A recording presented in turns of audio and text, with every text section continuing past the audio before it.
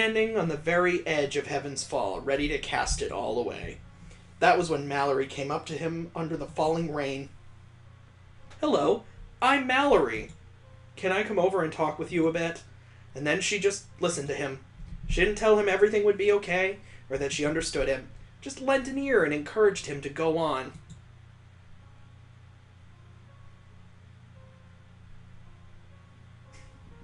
That continued on for a while, but then... "I want to thank you, Mallory, but I have to go." This is so wrong. That's a good point. Autune likes to tune things. And the guy who wants to commit suicide is named I Done. To the one before her, about to forfeit his life, Mallory spoke. "Please live." But her plea fell upon unhearing ears. Without any hesitation, he stepped into the air. Of course, Mallory was not the type of person that would ever walk away from that. She plunged into the water after him, dragged his unconscious figure to land, and pounded the breath back into him. When I Done awakened, he couldn't understand why he had been saved. He had already given up on everything after all. Please live and suffer. That's why they had 3 kids. Haha, tisk. I'm on a roll tonight. I'm on fire. What Mallory had to say were not words of comfort, though. Rather, what came from her mouth was a harsh decree. The only truth of this world is that you need not suffer alone. Won't you suffer with me? Won't you suffer with me? Real courting words those are. Alright, maybe romantic isn't the best way to describe it, but our first meeting was really something. Jumping into Evigat on a rainy day. She's honestly such a bonehead. I guess you could say you fell for each other that day. Suddenly the atmosphere freezes over. No way, could it be? Did you just make a joke, anime? No, you're imagining things. Mallory clutches at her stomach as she bursts into laughter. It was a nice one, too. That's debatable. Anime making a joke, haha. Tears were visibly squeezing out from under her eyelids. Such was the extent of her laughter. Oh, what's next? Is fire gonna rain from the sky? Ha ha ha ha! Funny thing. Autune makes dumb jokes. All the time, so it might have rubbed off on me, that's all. Oh my skies. Are you blushing? Oh no, we can't tell. There's no character sprites. It can't be. How is my anime this cute? A shit-eating grin on her face. That's rude. Mallory noisily starts squeezing my cheeks again. If my cheeks are flushed, it's because you hound them all the time. But while I object, I make no real effort to resist. I guess you could say I didn't really dislike it all that much. Now that I think about it, you've never told me how you met Autune. I want to hear about it. I don't, though. I don't really care about how she met the person that she doesn't really care for, and that basically it seems the only thing the two of them have done together is pop out 2 children. Please. There's definitely something forming right here. I have a weird pain right here, and I know it is this game's fault. Fine. It was around a year or so after the Master's Revolution. Lunch break. I was on a lunch break when it happened. I shut my eyes as memories of that time overtake my vision.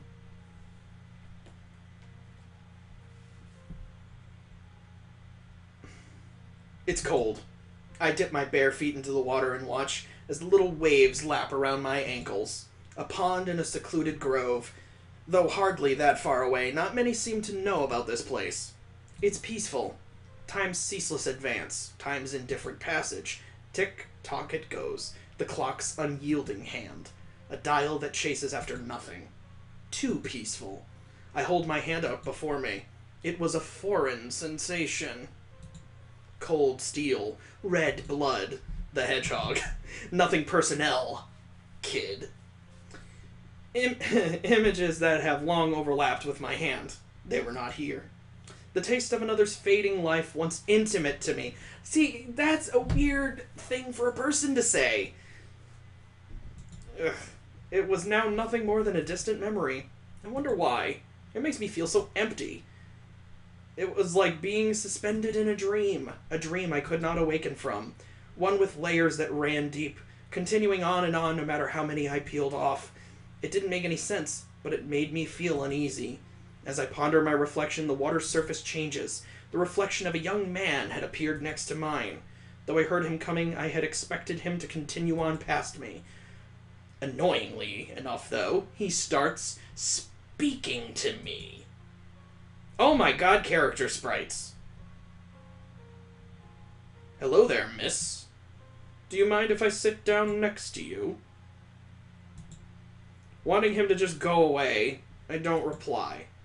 But he doesn't seem to get the cue. I've noticed you sit here at the same time every day. It's a nice place, isn't it? I'm fond of it myself. Maybe you don't actually like this place. Though since you're always sitting here, you probably like it, right? Yeah, that makes sense, I think. Ah ha ha ha. Dude, man, it's not going well. It's just fucking... It didn't work. She's not interested. You know, take your bag of baguettes and go home. He scratches his head awkwardly. To tell the truth, I'm not very good at talking to girls. Really? I would never have guessed. I guess there's Belly, but she doesn't really count. Ooh-ah! She'd totally be mad if she heard me say that. Oh, that's not to say I think you're just a girl, though. I mean, you look pretty mature.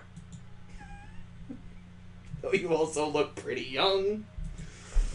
Or, I mean, you're pretty. Pretty. How long was he gonna keep babbling? I don't know, but it's ridiculous. Though I had no real interest in him, an appetizing aroma causes me to turn my head in his direction. That's, you know, that's Axe body spray. He's just secreting pheromones. You can ignore those. He was carrying a bag of bread. Carrying a bag of bread. You know, like people do. Unfortunately, Alouette had eaten my lunch last night, meaning food was invariably going to catch my attention. Skipping a meal every now and then was hardly a cause for concern, but Mallory had scolded her to the point of tears. It's a loaf of bread. You've seen one before, right? He cringes at his idiotic question, even as it leaves his own mouth. Oh my god, Autun, of course she's seen a loaf of bread, you dunce! Reaching into his bag, he takes a loaf in hand and holds it out. Okay, I want you to know. I want you to follow the path this story has taken thus far.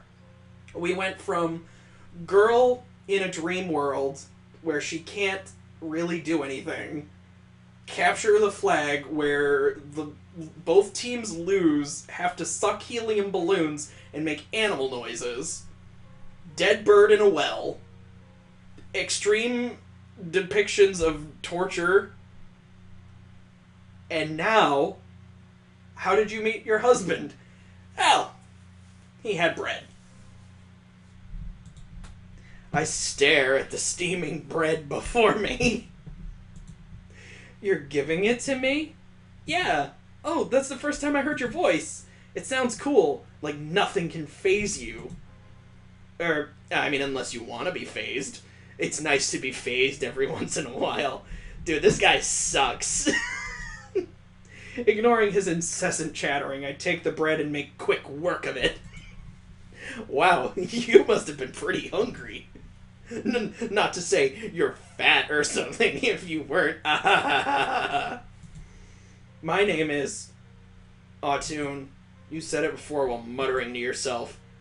Yeah, Autun. Autun Larit. That's my name. Autun looks expectantly at me. He was like, so sex now? Or are we gonna... You wanna go back to my place or your place? I'm gonna give you some bread. You said my name. Eh? He was probably waiting for me to give him my name. Oh yeah, I'm sure that's what he's waiting for. So nice weather, huh? Dude, fucking abort, man. Come on. Autun turns to the pond and laughs nervously. I know.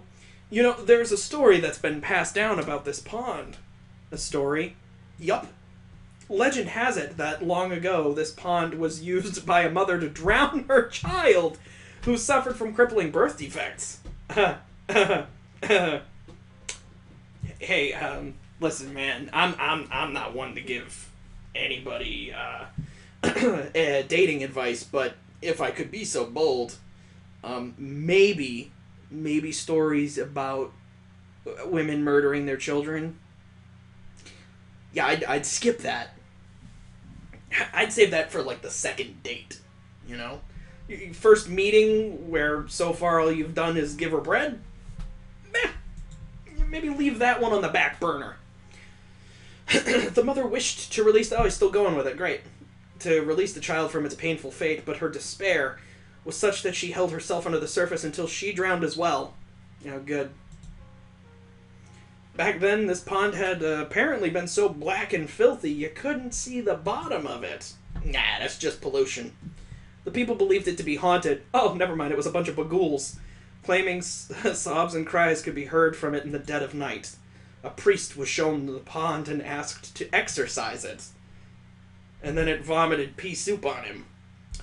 But to that request, the priest said something baffling. He said that he had never seen a more pure and pristine pond in his life.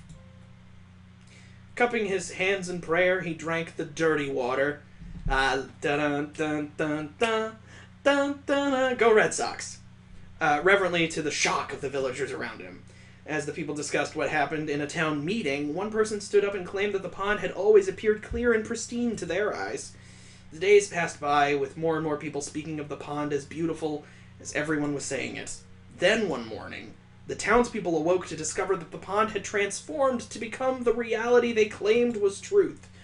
Autun bends down and splashes the sparkling water idly with his hand. It is said that at a certain time of day, if one sits here, all alone, the sound of a cooing mother and a laughing baby can be heard. And so me here, with my bag of bread, have completely robbed you of the potential chance of hearing that, so I'm gonna stick around. Strange story, isn't it? Something about the story resonated with me, stirring something deep inside. Yeah, I betcha it was the murder part that resonated with you. 'Cause you're a murderer. May I ask you something? What color is this pond? It's just blue, right? Indeed. I dip my hands into the pond and scoop out a handful of water. What color is the water in my hand? Clear. It doesn't have a color. So it changes color? Autun scratches his head. I guess that's how it works. Yeah, that's probably how it works. Let's forget the reflections and all that. The sun. Fuck it. Let's just say it changes colors. Magic. Even though water is actually clear, if enough of it comes together in one place, it'll look blue. Is that how that works? See, I got a couple. I had some water. As I just got a bunch of water together, it turned blue. So it's a lie. Isn't it fine though? Even if it's a lie, I think it's beautiful. It's real to me, and I believe in it. So you don't need to make a face like that. What kind of face had I been making? Anyways, I have to be off now. It was nice talking to you. Autun turns to leave, his shoulders slumped. Anime. Huh? My name. Anime. He smiles widely. What a wonderful name. He looks like the type that might like some anime. Will you be here tomorrow? Perhaps. Alright, I'll see you then, anime. Like an overexcited child, Autun turns and runs off. Yeah, I got her name.